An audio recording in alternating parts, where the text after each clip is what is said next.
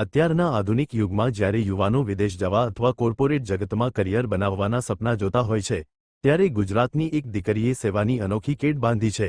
માત્ર 21 વર્ષની વયે બીએસસી નર્સિંગનો અભ્યાસ કરતી નકુમ વિશ્વાએ રાજનીતિના મેદાનમાં ઝંપલાવ્યું છે.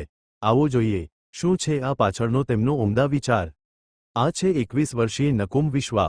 હાથમાં મેડિકલના પુસ્તકો અને હૈયામાં જનસેવાનો ભાવ લઈને નીકળેલા વિશ્વા અત્યારે બીએસસી નર્સિંગના ચોથા વર્ષમાં અભ્યાસ કરી રહ્યા છે. સામાન્ય રીતે આ ઉંમરે યુવાનો પોતાની કારકિર્દીની ચિંતા કરતા હોય છે, પરંતુ વિશ્વાએ ઘરકામ અને અભ્યાસની સાથે સાથે લોકોના પ્રશ્નોને વાચા આપવાનું નક્કી કર્યું છે. નમસ્કાર, મારું નામ નકુમ વિશ્વા છે. મારી ઉંમર 21 વર્ષની છે અને અત્યારે હું બીએસસી નર્સિંગના ચોથા વર્ષમાં અભ્યાસ કરું છું.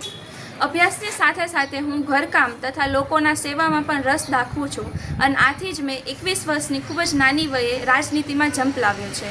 મારું માનવું એવું છે કે અત્યારના આધુનિક યુગમાં જો યુવાનો અને એમાં પણ શિક્ષિત યુવાનો રાજનીતિમાં રસ દાખવે તો એ લોકોના પ્રશ્નોને સરખી રીતે વાચા આપી શકે અને એના પ્રશ્નોના ઉકેલ લાવી શકે.